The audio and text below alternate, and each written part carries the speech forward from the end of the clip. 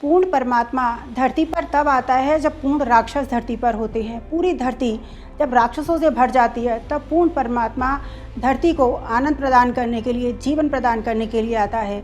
जैसे जब रावण था तो राम आए, कंस था तो कृष्ण आए, इवन जब बुद्ध थे तब भी उनकी चाची उनको पैदा नहीं होने देती थी, देना ही नहीं चाहती थी। तो पूर्ण परमात्मा धरती पर तब आता है जब ये धरती पे तीनों लोग राक्षसों से भर जाते हैं। तब पूर्ण परमात्मा पूरे ब्रह्मांड को बचाने के लिए इस धरती पर आता है। भगवान के शरीर में वासना क्यों नहीं होती है? ये एक बहुत बड़ा प्रश्न है कि क्यों नहीं होती है। भगवान के शरीर में वासना इसलिए नहीं होती है कि भगवान एक होते हैं। पूरे ब्रह्मांड को भगवान एक समझते हैं, एक ही होता है। भगवान की क्योंकि नाभि से पूरा ब्रह्मांड निकलता है तो इसलिए भगवान के शरीर में वासना नहीं होती है।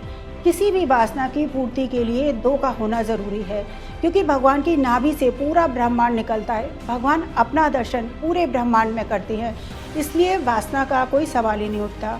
किसी भी वासना की पूर्ति के लिए दो लोगों का होना बहुत ज़रूरी है।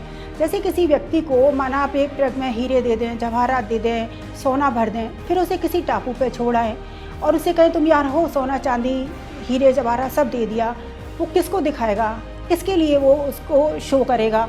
वो खुद ही थोड़े टाइम के बाद इतना परेशान हो जाएगा कि सारे सोना चांदी हीरे जवाहरात को समुद्र में फेंक देगा।